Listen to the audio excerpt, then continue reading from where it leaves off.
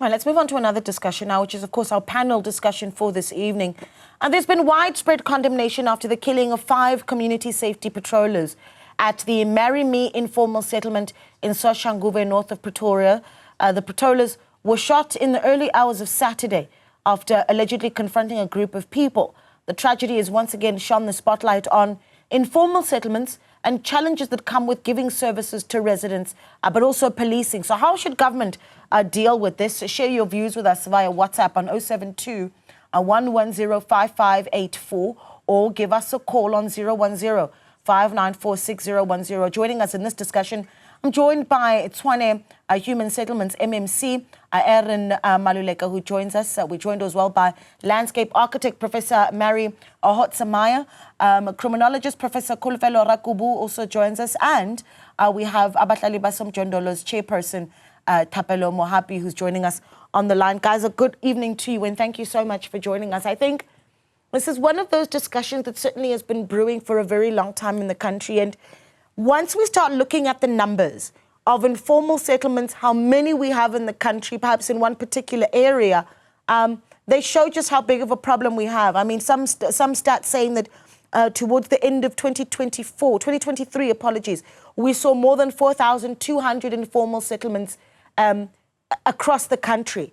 Perhaps MMC, you can talk to us about the case that we're seeing in Marry Me in Soshanguve, and where as the city of Tshwane, you're putting the numbers of informal settlements and what the challenge is from a human settlements point of view when you look at the informal settlements. Marry Me, for instance, one of the issues that has been raised has been the issue of no street addresses, no formal roads, and essentially an impossible area to police.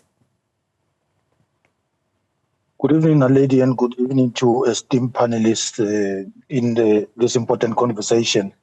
We have started dealing with formalization of Marry Me, and I think it's prudent just to first convey our condolences to the families of the patrollers that lost their lives in line of duty, that when they tried to fight crime, they were attacked in a dense area like Marry Me.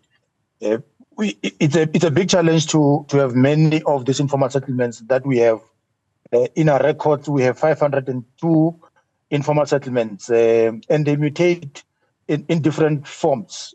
But what we have observed is that people plug themselves in almost closer to developed areas. Then they start an informal settlement where there are services because they want land opportunities, they want space. But what is currently happening with regard to Marry Me is that we have started a survey with that. We did all the land required processes. We need to then put people in surveyed service stands that are going to be issued with in the next financial year that begins in July. But it becomes a difficult issue to be dealing with, Naledi.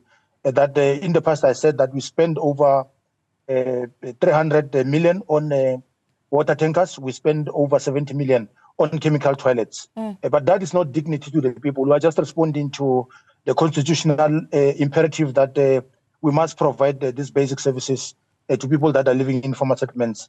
But on Thursday, we were taking to council a policy on management of informal settlements.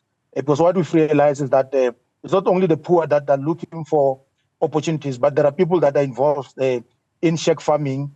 There are people that are owning land, private land, that are taking advantage of the poor, that they would allow informal settlement to start and profit at a later stage, that the government must expropriate and put a price tag to that land that they own. Then we want to take a policy to council to manage informal settlement, provision of services, but also to upgrade and communicate on time what is it that we're going to do with different communities. There are informal settlements that have been there for 30 years. We need to prioritize them, but also peg them in a correct order that this is how we're going to deal with them, communicate to communities so that there would not be any other person that would come into their space and take over land that is preserved for development and where we are intentional about our plans. Then the backlog that we're having in terms of housing, it has also made our people to be impatient, to wait for promises that they will then build houses. We need to then ramp up development in a form of service stands so that people, while they're waiting, they've got areas that they own, they've got a title deed, they've got sewer and water in those land spaces that we've developed as council. Yeah, part of the reason why we invited Professor Hotzenmeyer is also to help us understand really, I suppose, some of the patterns that we see in terms of where we see informal settlements sprouting, particularly in urban areas. So here we've been focusing on Marry Me in Soshanguve, but as you look at the trends in urban areas across the country, I think about informal settlements that are set up in suburban areas like Bryanston, for instance, and the difficulty in being able to uproot them, number one, or bring services to them. But if we see trends of informal settlements really starting to show. Thanks. Yes, I think you've given a very good introduction to that issue. Our cities are still incredibly segregated, and there are only few informal settlements that manage to get a foothold in suburban areas. Those then become extremely sought after because from there's the hope at least to access employment. It's not as if the situation is very good in those informal settlements. A lot of unemployed people stay there, but more people move there as well. So they tend to be extremely dense. The pictures I've seen of Marry Me is more of a settlement perhaps on the periphery, on a hillside. The shack's quite far apart. But in Joburg, we're seeing some informal settlements that are incredibly dense and increasingly people building in brick. There's also a rental sector evolving in these. So they're highly complex settlements, in fact, which also makes the policing quite complex. And it's very interesting to see how these patroller initiatives are emerging from the bottom up as a sort of a self-help initiative in these communities. And we're in touch with some of them in the Chwedla informal settlement. They're very precarious. It's people that don't have jobs that volunteer to do this, and in many cases also women that risk their lives at night and do this kind of work, and have all had some of their colleagues killed in events in incidents like these. I think very few of them make the headlines, and I think it's very good that the nation's having a conversation about it now. But you were asking about informal settlements. Of course, it's easier to establish an informal settlement on the furthest periphery where it's not noticed that much, where the land isn't quite as policed, where perhaps even landowners are thinking of abandoning land and would not react immediately as they would in a suburban area. But yes, so I think Johannesburg has seen a big extension of informal settlements forming in the south of the city. Yeah. But if you look at Johannesburg South, it's a pretty sad situation in any event.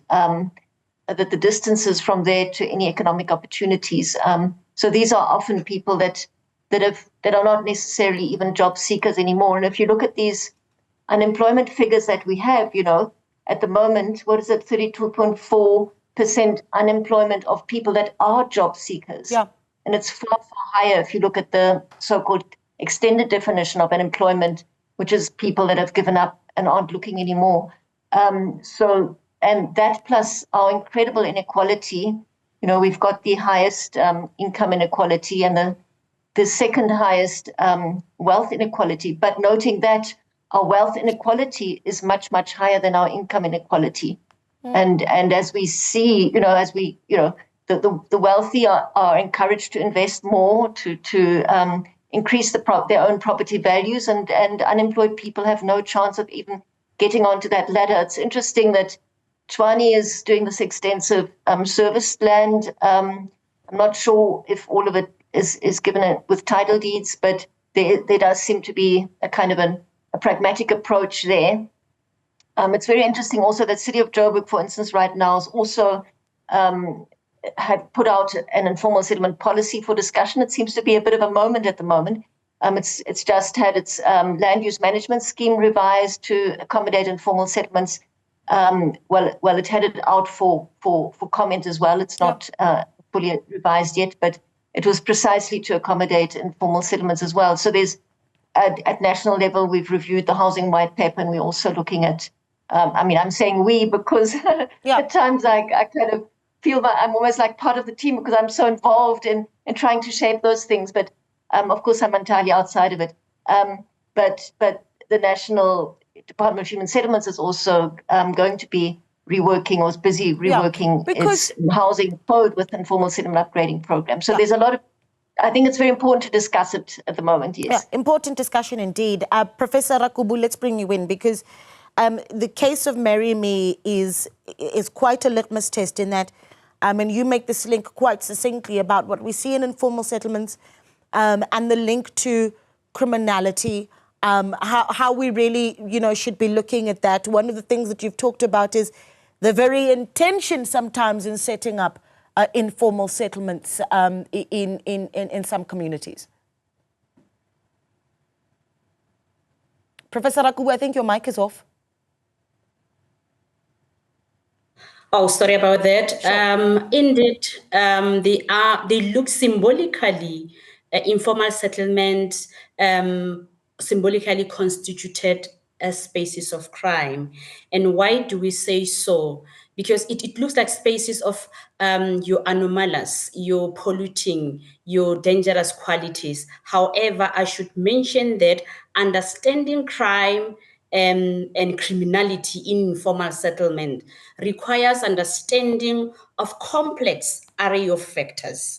First thing first, you need to understand that there are highly vulnerable groups in that space, highly vulnerable residents. And for crime control or crime prevention to be effective, you need access, and we all understand that the formation deals away with access. Issues of crime prevention through environmental design are dealt away with. It's difficult for access. So how do you plan to police such an area? Highly complex, I agree with Prof. Mari, very difficult because, again, in the midst of vulnerable groups, you've got prevalence of criminal syndicates acting as property developers, right? They are taken advantage of. And also, due to how it's structured, due to the absence of principles of crime prevention through environmental designs, which I'm talking of your territoriality, access control, lighting, and so forth, there's also absence of what? Effective formal justice mechanisms. Hence, you will find volunteers or CPF members in those communities not well equipped or not well trained, and they would act to assist in crime prevention because of the frustration and all the elements of crime that they observe on a daily basis. Yeah. That's such an interesting point. Thapelo, perhaps we can bring you in here. Thapelo Mahapi is, of course, chairperson of Abahlali Basemjondolo. Professor Rakubu talks about a criminal intention behind even the formation of some of the informal settlements that we see. I mean, in the case of Marry Me, for instance, 5 patrollers, community volunteers that are saying we're going to keep our community safe. Our own report is unable, though, to get some sort of assistance from community members as to what it is that has happened, because they too fear what may happen to them. I mean, is that a real concern and a trend that we're seeing with some of our informal settlements, that syndicates may very well be behind them? Yes, thank you very much, Naledi.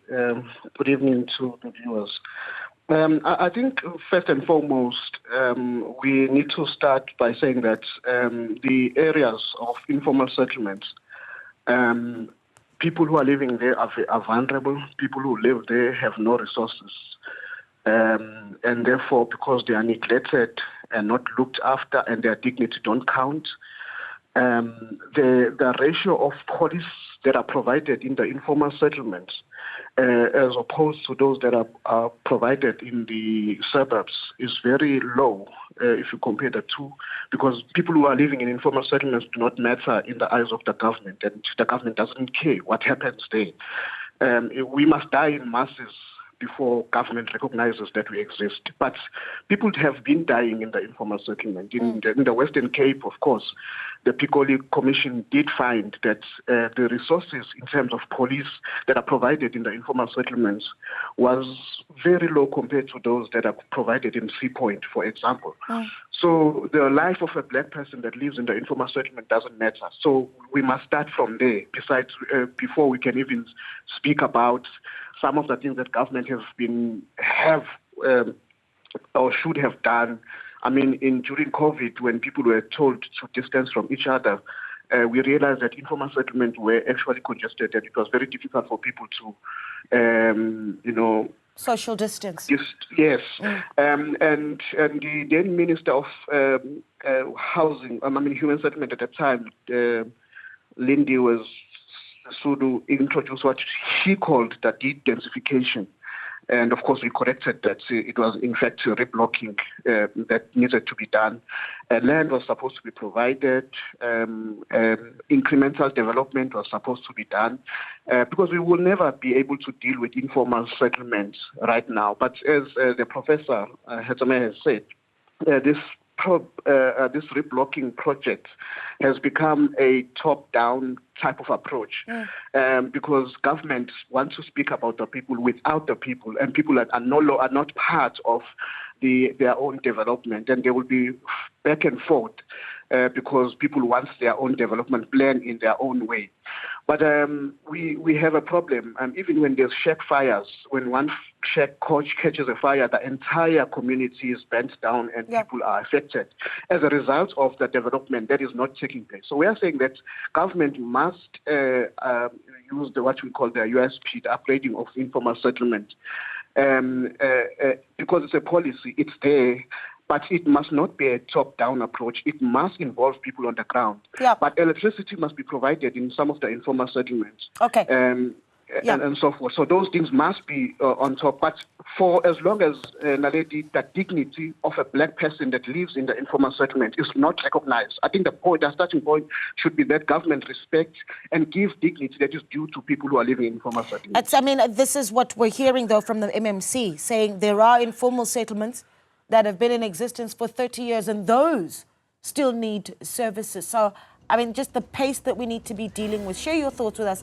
Send us a WhatsApp on 072-110-5584. How do we continue to deal with the thousands of mushrooming informal settlements in the country, in various urban areas, and also some outskirts areas as well? Give us a call on 010-594-6010.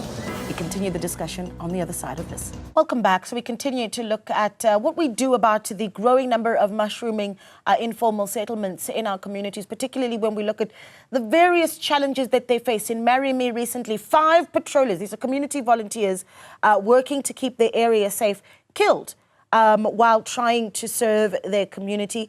So how do we deal with providing them services, and can government certainly keep up? Taking your calls on 010-594-6010. Let's hear from Lebo in Johannesburg. Lebo, good evening. Thanks for calling. Good evening, my lady, and your panelist. Yes, we appreciate the call. Talk to us. My lady, this issue has been debated normally in radios where people will call about this mushrooming of the informal settlement. Firstly, what we can ask ourselves is that you've got MMC for Tswane there. Is there any audit which is being done about the people who are being settled in that area? South Africa, I think it's normal for any person, whether it's a legal immigrant, to come to the country and install the settlement in our country. And this affects much in crime, which is happening, the access of policing in those settlements. The last issue, Naledi, is that you'll find that at the end of the day, this causes a serious problem of service delivery. For example, the NMC must tell you that if they get certain percentage of water from rainwater a month, then it causes our infrastructure to be a problem. So I think this is a problem which the government and which needs to deal with it. The Human Settlement Department also all these metros, because these settlements are mushrooming every day within our cities, whether we call it urbanization. Thanks, Naledi. All right, interesting points, Lebo. Thank you so much. And those are certainly questions that I will ask then to the MMC to respond to. Taking your WhatsApps as well on 072 110 5584. Let's see some of those messages that have come in. Anonymous says, policing is the responsibility of government and not so-called policing forums. It's unfortunate that since 1994, the ANC government has relegated that responsibility to communities, which is wrong. Private security are more trusted than police. Anonymous, thank you so much for sending in that text. Let's see. Mpahlele says, hi, Naledi, the government cannot manage the mushrooming of informal settlements because they can't control illegal foreign nationals. These settlements are costing the government due to illegal connection of water and electricity. GNU must wake up and get rid of illegal foreigners. Mpahlele, thank you so much for that. Sam Mutaung says, the government should stop the RDP houses. They're the cause of these informal settlements. Even young girls and boys are moving out of their parents' house to go wait for RDP houses. Until when are they going to stop this free houses? The government is causing this. Sam, appreciate that input. And Duelo says government must prioritize and give those who will be able to pay rates and taxes. We've got Joseph in Pretoria calling in. Joseph, good evening. Good evening. How are you? I'm well, sir. Talk to us. Yes, thank you very much for the opportunity. Sure. My name is Mo Remedi, and I'm a committee leader. What I want to say, we are working around with the committees, but when we work with the municipalities, we see that they don't have any plan when coming to this. I can say illegal occupation or where this congested shacks people have occupied the land. They don't have any plan. They don't have any plan. They cannot even show anything. And then one other thing I can say around Hamaskal, we got places that belongs to the chiefs. And then whenever we talk of human settlement or service delivery, we don't hear anywhere where they talk of the chiefs that must also give services to the community. They will also be there in shacks and struggle to get services. And when we go to Tshwane will tell you that these people, they don't belong to me, they belong to the chiefs. So we are sitting with a problem that is going to last very long. We don't get any solution from the municipality. Let me ask you this, Joseph, before I let you go, because I think this is important. You say you're a community leader. When you see an informal settlement being set up in and around your own community, what impact does it have on the community that already is there? Yeah, the community doesn't have a choice because, like I said, there's no plan. They will occupy there, maybe starting with 2 people, 4 people, trying to see if they can occupy them. But I want to tell you, even in, let's say in Maravastad, there are people who are busy next to Maravastad. They have occupied there. They go smaller shacks in Maravastad. But the municipality doesn't do nothing. And this is increasing crime. You cannot walk during the night around that area because those people who are there, they end up being people who are consuming drugs, and then who need anything that they can make money out of. Yeah. So we don't have, there's no plan. We need municipalities, at least they can work with the community leaders, so that we can see that they have a plan and they will implement it. We'll force them at least to implement them if we participate in their programs. Joseph wants a plan. Joseph in Pretoria, thank you so much for calling in. MMC, I mean, some interesting points coming from Lebo as well, who called in. The first question that he asked is, have we, even at local government level, for instance, in Tshwane, had an audit? And I can imagine just how difficult this might be to say, well, in these informal settlements, this is how many people might very well be undocumented foreign nationals. I don't know how you even track that, and perhaps you can talk to us about that. And then there's the issue of an audit, perhaps, if at all, on the impact of informal settlements on an infrastructure that impacts basic services, so water, electricity and such. No, thanks, Naledi. I think it will be pedestrian to classify mutation of informal settlements and believe that it's only foreign nationals that gets to be on urban space, and somebody or some caller indicates that it's part of urbanization. But it would be remiss of us not to acknowledge our historical injustices in terms of spatial injustice. That areas that are called townships, they are on the outer lying part of the CBD development, like Tshwane, the Pretoria, the central part of the townships that are Soshanguve, Mamelodi. These were dormitories that apartheid government chose to put black people away from economic activities. Then if you think that people that you get in urban centers are only foreigners, I think it would be pedestrian thinking. But it's many people that want economic opportunities. That's why you have people that are closer to Four Ways, closer to Santen, because they think that if they wake up in the morning, they're going to get a job opportunity. Then government has a responsibility of responding to such challenges. That how then do you house people that want opportunities in those spaces? Because if you are going to dismiss them and think that are nonsense, you are an irresponsible government that doesn't consider its transformative role and the responsibility to deal with housing. It's a very complex matter. If we were to unpack it, we will need almost 2-3 hours to unpack what are the variables that are included in dealing with housing people. Yeah. Because we can't remove poor people in the CBD space, because somebody comes get a job opportunity, they lose their job through COVID. We can't dismiss them and say, go back to Limpopo or go back to the Eastern Cape because you lost a job. We must offer them social housing. We must make sure that we then undermine apartheid spatial justice by bringing people closer to economic opportunities and give them dignity by providing them service stands and opportunities that would help them. Let me respond to the issue of foreigners in the Pretoria East, which is a highly suburban area where we've got 10,000 informal, informal settlement that has grown to 10,000 sheikhs that are there. These are your domestic workers. These are your gardeners that work in the suburban areas of the east of Pretoria. What you need to do, which I agree with a part of the panelists and the callers, law enforcement must be heightened so that we deal with issues of criminality, we deal with issues of undocumented foreign nationals. But otherwise, you can't dismiss people because of you think they're nonsense. We've got the responsibility as government to make sure that where there are illegal foreigners, undocumented foreign nationals, Home Affairs comes on board. They assist us. If we then put government grant, like the one that Tapel was talking about, which deals with upgrades of informal settlement, because we have that grant that comes from National Housing Department that gives us an opportunity to build roads on informal settlement areas, provide water, provide ablution facility.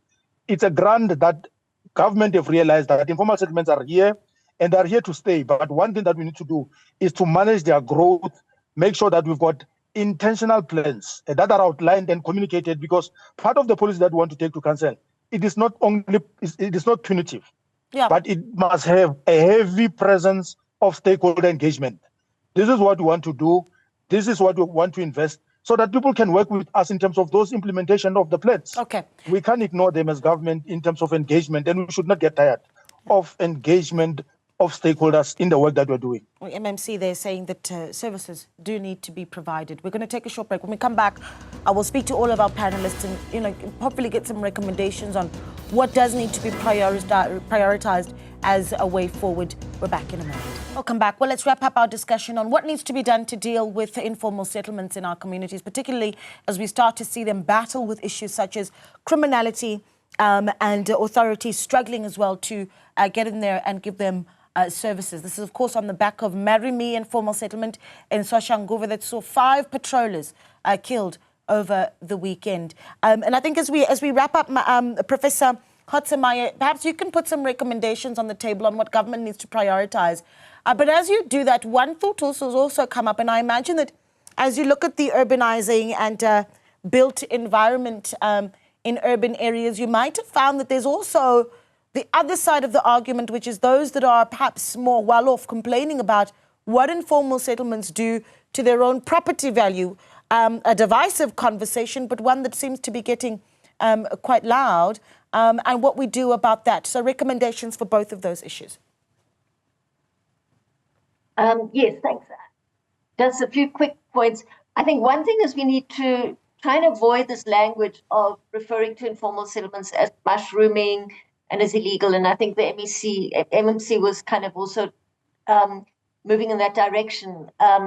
We really have to recognize them as neighborhoods. They tend to be there to stay. They need to be, there are innovative ways that street naming is happening at the moment, at least in Ekurhuleni and City of Joburg, with the NGO Plan Act. They're managing to street name in informal settlements with georeferencing. And electrification, I think, is a really, really important initiative that communities appreciate a lot. I think the reality is that once informal settlements are electrified, people assume that they are, in fact, formalized.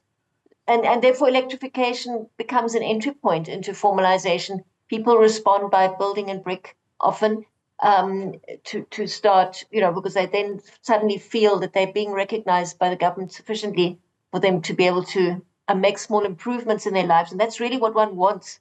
One wants informal settlements to transform, and what people are able to do for themselves should be allowed. But that means that planning has to be quite a different exercise from what it is at the moment. So to plan for a process like that, you need to be able to recognize what's there and build with what is there. Plan around what is already there. Some things will have to change, but others can be recognized through a planning process that is participatory. And I think we've got a lot to learn in terms of how to get that right. Sure. And our institutions, our municipalities have to learn to collaborate. The different departments have to work together.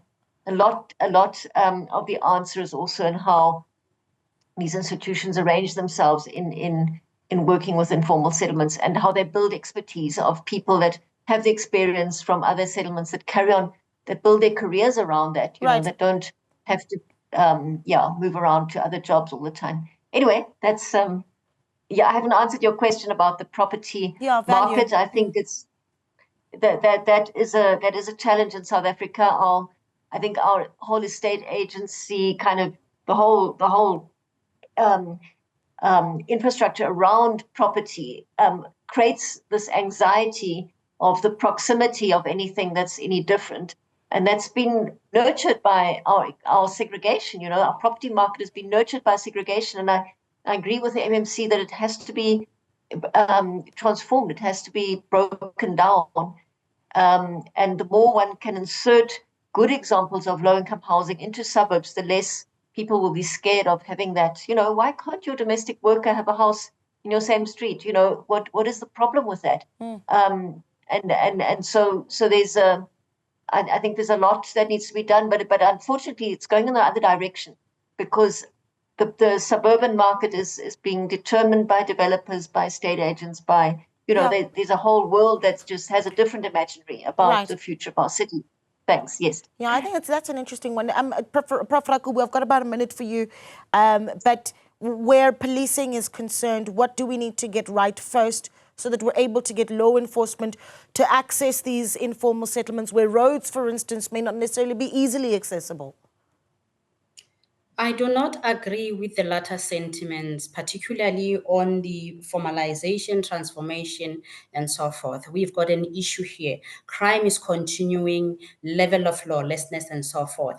And again, they're saying law enforcement must be heightened. You cannot heighten law enforcement when there's no access. Let's revisit municipal role in crime prevention. They were mandated by policies since 1996, and now they even introduced whole of government, whole of society approach. So no, we should zoom into the municipalities' safety plan to check if they've incorporated this informal settlement in their planning. The police alone cannot do it. They cannot be opening roads and so forth. Municipalities should start, because they should have an understanding in mind that here we're going to have a problem. They should ensure that assist those communities have proper roads, accessibility, and so forth, so that the police, when they plan, at least municipality has done its groundwork. But at the moment, for us to say law enforcement must be heightened, where and how? Do your job on your side. Make sure there's sense of territoriality, there's access control, there's lighting, you cut trees and so forth, so that law enforcers can come in. Yeah. They are unable to respond because there's no access, period. Yeah, there just isn't a way for them to get in there. Tapelo Mohapi, final thoughts here. I mean, there's a lot to respond to, but what you want is the MMC is listening to this conversation as we wrap it up, what they need to prioritize immediately after this discussion. But also, there was the question that was asked by Lebo, and I think it's an important one around who is being served in these informal settlements. Lebo raising the issue around, well, in a lot of cases, he says we have undocumented and illegal immigrants that are waiting to be serviced. Is that a big concern for Abahlali Basemjondolo? Thank you very much once again, Lebo. I think one of the things that has happened, we have not embraced informality. That's why the professor correctly said that if we refer to informal settlements, people's homes, as mushrooms, then we are not giving it dignity. Part of, when people get RDP houses or any other form of development, the next generation is not looked after. If I have a child that has grown and I live in an RDP houses that is 18 years old and also don't have access, sometimes the child will then occupy that particular place that is close by. So the development does not include the next generation because it is planned by government with the absence of the people on the ground. And once we give dignity and listen to the people and plan with the people and not talk about the people, I think we will reach there. And I think people who live in informal settlement must not be taken as people who cannot think, people who must have consultants hired to actually think about their own development, whereas people can actually plan their own development. So then people must be inclusive, they must be participatory, people must be included in the IDP, but also people who are poor and marginalized must be prioritized. As much as there has not been access for police in the informal settlement, there's also this, whenever there's an ambulance, I've seen people having to put somebody on the blanket to take them up into the main road. So this issue of upgrading of informal settlement and building incremental development within informal settlement is the priority. That we must, one, embrace informality, that informal settlements are here to stay, but what are we doing about the informal settlement that are there, that we created? But also the last part that the MMC touched on is the issue of shack farming. These are people who don't live in informal settlements, who have made shacks a lucrative business, who don't care what happens in the shacks, whether there are rats, people, waste not being collected.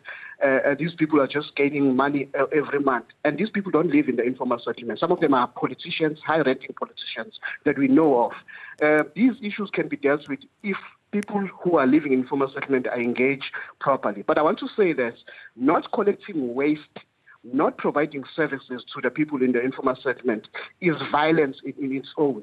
So we are living in a country that is violence, and if you are providing violence, you are building a society that is violence in nature. Sure. That's quite a mouthful. Thank you so much for that. Let's take one more caller. Shua is in Soshanguve. Shua, good evening. Good evening. Good evening, ma'am. Thank you so much for calling. Your thoughts? Yeah, I think to advise the MMC on the issue of squatter camp. I remember during the time Department of Housing was led by Sani Senyana, Manda Skula, Jawushabalala, and other more officials. We had the Department of Housing, that which was linked with land invasion.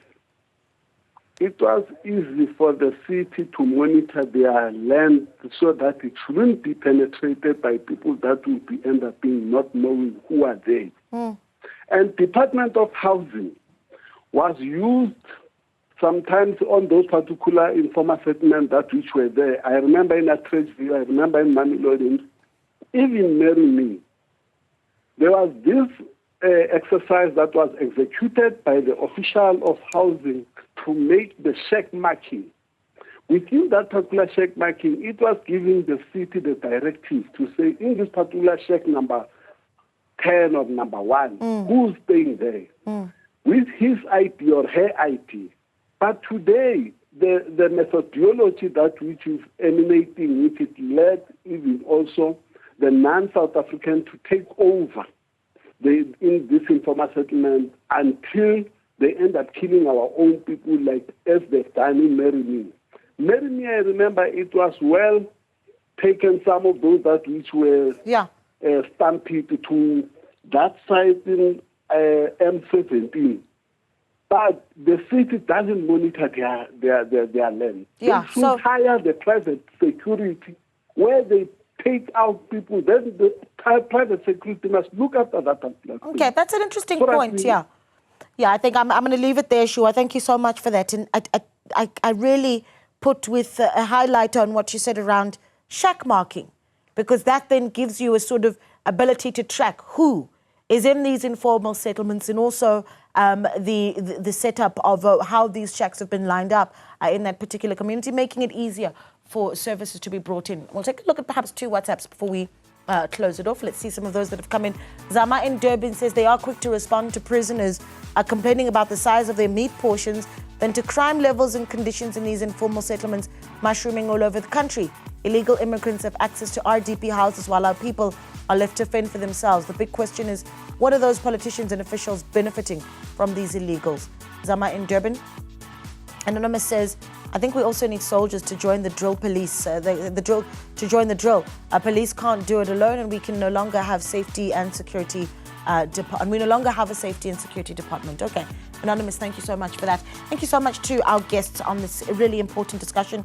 Aaron Maleleke, who is, of course, the City of Tshwane MMC for Housing and Human Settlements. Professor Mari Hatsamaya, who is the professor in the School of Architecture and Planning at Wits University. Thapelo Mohapi, chairperson of Abahlali Basem Jondolo, and Professor Kolofelo Rakubu, a criminologist there, was talking to us about trends of crime as well within our informal settlements. You're watching Newsfeed PM, the late edition. More news on the other side of this short break.